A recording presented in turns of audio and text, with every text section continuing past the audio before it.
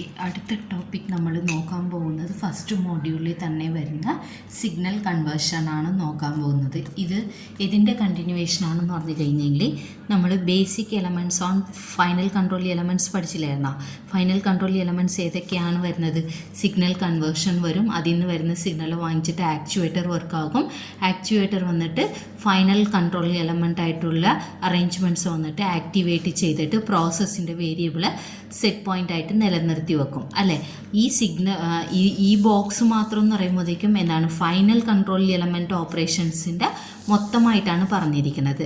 ഇനി ഈ signal conversion തന്നെ നമ്മൾ പിന്നെയും ഒരു സെപ്പറേറ്റ് ടോപ്പിക്കായിട്ട് പഠിക്കണം. ആക്ച്വേറ്റർ സെപ്പറേറ്റ് ടോപ്പിക്കായിട്ട്, ഫൈനൽ കൺട്രോൾ എലമെൻറ്റ് സെപ്പറേറ്റ് ടോപ്പിക്കായിട്ട് പഠിക്കണം ഏട്ടാ. ഈ മൂന്നും കൂടി പഠിച്ചു കഴിഞ്ഞെങ്കിൽ ഫസ്റ്റ് മോഡ്യൂൾ കംപ്ലീറ്റ് തീരും.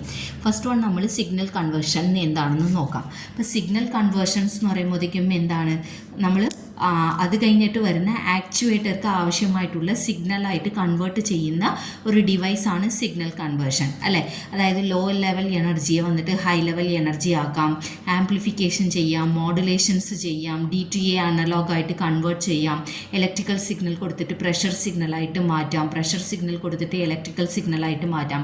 അങ്ങനെ പല ഇത് വരുന്നതാണ് സിഗ്നൽ കൺവേർഷൻ എന്ന് പറയാം. അപ്പോൾ സിഗ്നൽ കൺവേർഷനിൽ വന്നിട്ട് എന്താണ് രണ്ട് ടൈപ്പ് ഓഫ് കൺവേർഷൻ ഉണ്ട്. ഇലക്ട്രിക്കൽ സിഗ്നൽ കൺവേർഷനും ഉണ്ട്, ന്യൂമാറ്റിക് സിഗ്നൽ കൺവേർഷനും ഉണ്ട്. ഇലക്ട്രിക്കലിൽ തന്നെ പറയുമ്പോഴത്തേക്കും അനലോഗ് ടൈപ്പും ഉണ്ട്, ഡിജിറ്റൽ ടൈപ്പും ഉണ്ട്. അതിൻ്റെതായിട്ട് എക്സാമ്പിളായിട്ട് അനലോഗിൻ്റെ പറയുമ്പോഴത്തേക്കും റിലേ, ആംപ്ലിഫയേഴ്സ്, മോട്ടാർ കൺട്രോൾ ഇതെല്ലാം നമുക്ക് എക്സാമ്പിളായിട്ട് പറയുന്നതാണ്. ഡിജിറ്റൽ എന്ന് പറയുമ്പോഴത്തേക്കും ഓണും ഓഫും. ഇനി ഒരെണ്ണം വന്നിട്ട് DAC, digital to analogue converter എന്നൊക്കെ നമ്മൾ പറയാറുണ്ട്.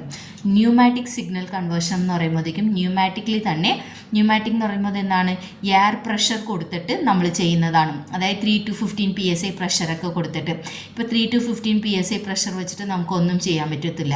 അത് വലിയൊരു പ്രഷറായിട്ട് മാറ്റണം എന്നുണ്ടെങ്കിൽ നമ്മൾ ആംപ്ലിഫിക്കേഷൻ ചെയ്യും. പിന്നെ ഫ്ലാപ്പർ നോസൽ സിസ്റ്റം യൂസ് ചെയ്തിട്ട് ചെറിയൊരു ആംപ്ലിഫിക്കേഷനും കൂടി നമ്മൾ വേറെ രീതിയിൽ നോക്കും. പിന്നെ കറണ്ട് കൊടുത്തിട്ട് പ്രഷറായിട്ട് എങ്ങനെ നമുക്ക് 3 to 15 PSI കിട്ടണതും കൂടി ഇതിനകത്ത് നമ്മൾ പഠിക്കുന്നുണ്ട്.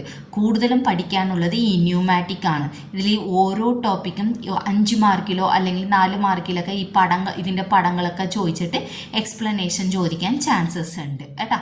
അപ്പോൾ ആദ്യം ഇലക്ട്രിക്കലിനകത്ത് വരുന്ന അനലോഗ് ഡിജിറ്റൽ എന്താണെന്ന് നോക്കാം. ഇത് അധികം ചോദിക്കാറില്ല, ചെറിയ ചെറിയ പോയിന്റുകളായിട്ട് നമ്മൾ പഠിച്ചെടുത്താൽ മതി. ടെക്സ്റ്റ് ബുക്കിൽ നോക്കുമ്പോഴേക്കും അനലോഗ് ഇലക്ട്രിക്കൽ സിഗ്നൽസിനകത്ത് എക്സാമ്പിൾസ് ആയിട്ട് പറയുമ്പോഴേക്കും എന്താണ്, റിലേസ്, ആംപ്ലിഫയേഴ്സ്, മോട്ടാർ കൺട്രോൾ ഇതൊക്കെ നിങ്ങൾ ചെറുതായിട്ട് കഥ പോലെ വായിച്ച് എടുക്കാനുള്ള ടോപ്പിക്കാണ് കേട്ടോ. റിലേ എന്ന് പറയുമ്പോൾ എന്താണെന്ന് പറഞ്ഞു കഴിഞ്ഞാൽ, റിലേ എന്ന് പറയുന്നത് ഒരു സ്വിച്ചാണ്. നിങ്ങൾ PLC പഠിക്കുമ്പോഴേക്കും പഠിച്ചിട്ടുണ്ടാകും.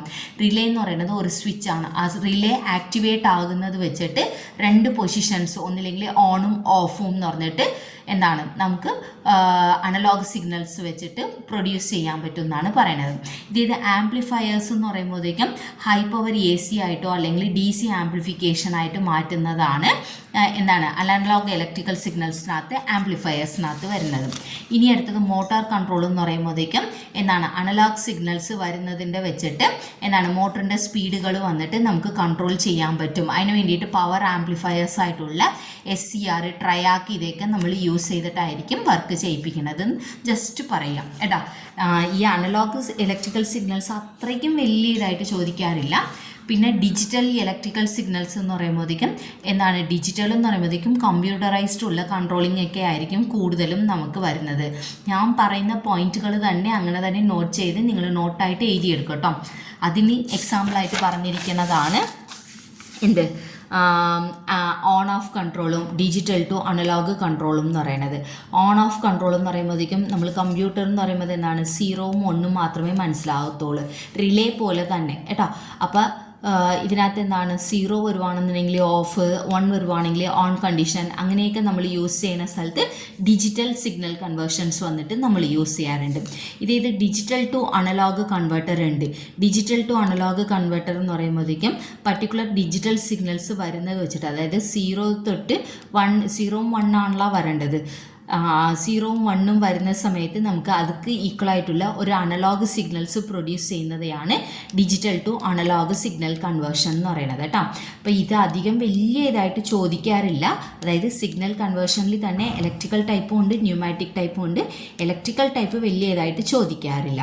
ഇനി അടുത്ത് നമുക്ക് പഠിക്കാനുള്ളത് ന്യൂമാറ്റിക് സിഗ്നൽസ് ആണ്. ന്യൂമാറ്റിക് സിഗ്നൽസിനകത്ത് എന്താണെന്ന് പറഞ്ഞു കഴിഞ്ഞെങ്കിൽ പ്രിൻസിപ്പളായിട്ട് പറയുമ്പോഴത്തേക്കും, അതായത് ന്യൂമാറ്റിക് എന്ന് പറയുന്നത് എന്താണ്, എയർ പ്രഷർ വന്നിട്ട് മൂവ്മെൻറ്റ്സ് ആകുന്നതാണ് അല്ലേ. എയർ പ്രഷർ വെച്ചിട്ടാണ് ന്യൂമാറ്റിക് സിഗ്നൽസ് ഒക്കെ വർക്ക് ആകുന്നത്. നമുക്ക് 3 to 15 PSI ആയിരിക്കും. ഇതിൽ വന്നിട്ട് എന്താണെന്ന് പറഞ്ഞു കഴിഞ്ഞെങ്കിൽ എന്താ പ്രിൻസിപ്പൾ എന്ന് പറയുമ്പോഴത്തേക്കും, ഒരു പൈപ്പ് ലൈനിൽ കൂടി നമ്മൾ ഒരു പോയിന്റിൽ വന്നിട്ട് ഒരു എയർ പ്രഷർ കൊടുക്കുകയാണെന്നുണ്ടെങ്കിൽ എന്തെവിധ ലോസും ഇല്ലാതെ എന്താണ് അതർ എൻഡിൽ വന്നിട്ട് നമുക്ക് എന്താണ് പ്രഷറായിട്ട് കിട്ടുന്ന ഒരു അറേഞ്ച്മെൻ്റ് ആണ് അതിൻ്റെ ന്യൂമാറ്റിക് എന്ന് പറയാം.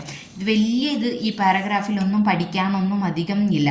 ന്യൂമാറ്റിക് സിഗ്നൽസ് മാത്രം എന്താണെന്നുള്ളത് പഠിക്കുക. 3 to 15 PSI ആയിരിക്കും ഞാൻ പറഞ്ഞിട്ടുണ്ട്. അത് എന്താണ് കിലോ പാസ്കലിനകത്ത് പറയുമ്പോഴേക്കും 20 തൊട്ട് 100 കിലോ പാസ്കൽ ആയിരിക്കും കേട്ടോ. അപ്പോൾ 3 types ഓഫ് സിഗ്നൽ കൺവേർഷൻസ് ആണ് നമ്മളിവിടെ നോക്കാൻ പോകുന്നത്.